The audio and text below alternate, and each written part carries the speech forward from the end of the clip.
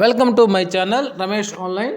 ప్రభుత్వ ఉద్యోగులు ఇకనైనా ఈ విషయంలో జాగ్రత్త పడండి. కర్ఫ్యూ ఉత్తర్వులు జారీ. ఆ వివరాలు ఏంటో ఒకసారి ఈ వీడియోలో చూసేద్దాం. చూసే ముందుగా ఫ్రెండ్స్ ఎవరైనా ఇంకా మన ఛానల్ని సబ్స్క్రైబ్ చేసుకోకపోతే వెంటనే సబ్స్క్రైబ్ చేసుకోండి. అదేవిధంగా వీడియో మీకు నచ్చినట్లయితే ఒక లైక్ చేయండి. ఇక విషయానికి వచ్చినట్లయితే ప్రభుత్వ ఉద్యోగులు కేంద్ర ప్రభుత్వం యొక్క ప్రతి నియమాన్ని పాటించాలి. ప్రభుత్వ నిబంధనలను ఉల్లంఘించవద్దు. ప్రభుత్వ ఉద్యోగులకు కేంద్రం ఎప్పటికప్పుడు కొత్త వేతన నిబంధనలను జారీ చేస్తుంది. ప్రభుత్వ ఉద్యోగులకు ఎంత సౌకర్యాలు కల్పిస్తున్నామో అంతే కఠిన నిబంధనలు కూడా రూపొందించారు. ప్రస్తుతం కేంద్ర ప్రభుత్వ ఉద్యోగులకు కర్ఫ్యూ ఉత్తర్వులు జారీ చేసింది. ఇకనైనా ప్రభుత్వ ఉద్యోగులు ఈ విషయంలో మరింత జాగ్రత్తగా ఉండాల్సినటువంటి అవసరం ఉంది. ప్రభుత్వ ఉద్యోగులకు కేంద్రం నుంచి ఖడక్ ఆర్డర్. ప్రభుత్వ ఉద్యోగులు ఏదైనా ప్రైవేట్ సంస్థల నుంచి అవార్డులు స్వీకరించే ముందు కేంద్రం జారీ చేసిన కొత్త ఉత్తర్వులను పాటించాలని మార్గదర్శకాలను తప్పనిసరి చేసింది.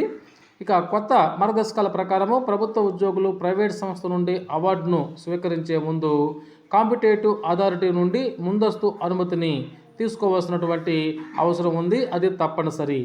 అలాగే ఉద్యోగులు అందుకున్న అవార్డుల్లో ఎలాంటి డబ్బు ఉండకూడదని మంత్రిత్వ శాఖ ఈ సందర్భంగా తెలియచేసింది.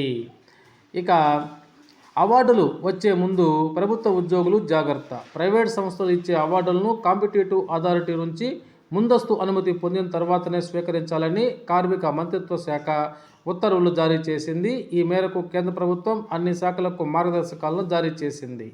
అవార్డులు లేదా బహుమతులు ఆమోదం అసాధారణమైన పరిస్థితుల్లో మాత్రమే మంజూరు చేయబడుతుంది.